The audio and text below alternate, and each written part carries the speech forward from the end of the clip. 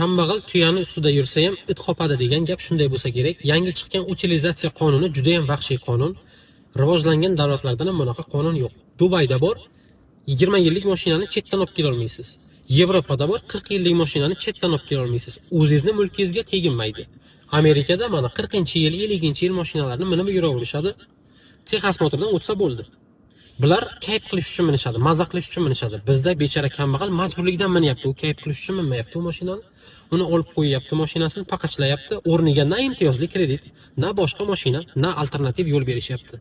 U bechara bolasini bog'chaga qanday boradi, maktabga qanday boradi, xotinni doktorga borish kerak. Tomiga bagaj qo'ygan, u ishlash kerak, mehnat qilish kerak, oila boqish kerak, qanday boqadi? Ekologiyani bahona qilishyapti. Ekologiya bahona bo'la olmaydi.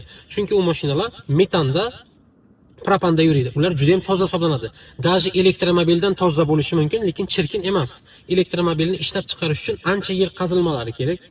Uni zapravka qilish uchun elektr energiya, ko'mir yoqish kerak. Bizda atom elektrostansiyalari yo'q. Ya'ni elektromobil juda ham sporni, uni utilizatsiya qilsangiz elektromobilni batareykalarini 1000 yil daraxt o'smaydi. Sporni momentlari juda ham ko'p. Bu yerda bir narsani tan olishimiz kerak. Qorni to'q bilan qorni ochni ishi bo'lmay qolgan. Hamma gap ana shunda bo'ladi. Kambag'al tuyani ustida yursa ham it qopadi degan gap shunday bo'lsa